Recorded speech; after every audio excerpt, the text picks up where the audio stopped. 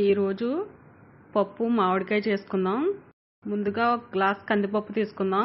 ఈ పప్పు 2 సార్లు నీళ్లు పోసి కడిగి పక్కన పెట్టుకుందాం. కుక్కర్లో కడిగి పెట్టుకున్న పప్పులో 2.5 గ్లాసులు వాటర్ పోసుకోవాలి. మీరు కొంచెం పలచగా కావాలి అనుకుంటే 3 గ్లాసులు వాటర్ పోసుకోవచ్చు. నేను 2.5 గ్లాసులు వాటర్ పోసుకున్నాను. ఒక 5 నిమిషాలు నీళ్లు పోసి ఇలా పక్కన పెట్టుకుని ఇప్పుడు మామిడికాయలు అవి కట్ చేసుకుందాం. ఇలా చేయడం వల్ల పప్పు తొందరగా ఉడుకుతుంది. ముందుగా మామిడికాయ పీలర్తో చెక్కుని పక్కన పెట్టుకుందాం. కడిగి 5-6 పచ్చిమిర్చి, 2 ఉల్లిపాయలు తీసుకుందాం. మామిడికాయ ముక్కలు ఇలా చెక్కుల్లా తీసి పెట్టుకోవాలి. పచ్చిమిర్చి ఇలా పొడవుగా చీల్చుకోవాలి. ఉల్లిపాయలు కూడా కొంచెం లావుగా ఇలా పొడవుగా చీల్చి పెట్టుకోవాలి. మనం తినే పులుపుని బట్టి ఈ మామిడికాయ ముక్కలు వేసుకోవాలి. ముందుగా కడిగి కుక్కర్లో పెట్టుకున్న ఈ పప్పులో ఉల్లిపాయ ముక్కలు, మామిడికాయ ముక్కలు, పొడవుగా చీల్చుకున్న పచ్చిమిర్చి, కొంతమంది బాగా పుల్లగా తింటారు. మనం తినే పులుపుని బట్టి ఈ మామిడికాయ ముక్కలు వేసుకోవాలి. ముక్కలు మొత్తం వేసిన తర్వాత కొంచెం పసుపు, 1 స్పూన్ కారం, ఉప్పు తర్వాత కూడా వేసుకోవచ్చు. తగినంత ఉప్పు వేసుకుందాం. కుక్కర్ మూత పెట్టి స్టవ్ వెలిగించి 4 విజిల్స్ వచ్చేంత వరకు ఉడికించుకోవాలి. విజిల్స్ వచ్చిన తర్వాత చల్లారిన తర్వాత కుక్కర్ ప్రెషర్ తగ్గిన తర్వాత మూత తీసుకుని చూసుకోవాలి. వెంటనే మూత తీయకూడదు.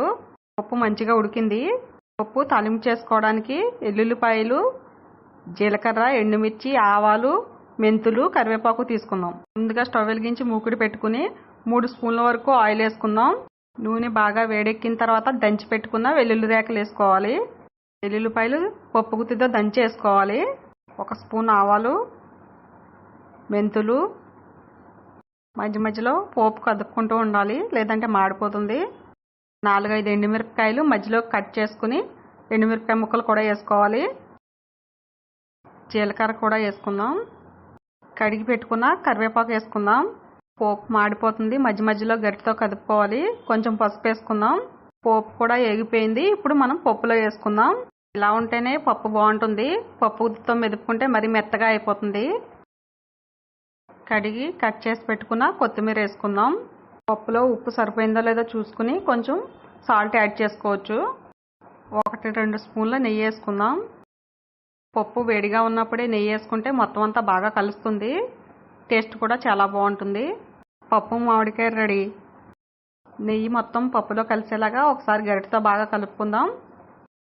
ఇప్పుడు ఒక గిన్నెలోకి తీసుకుందాం.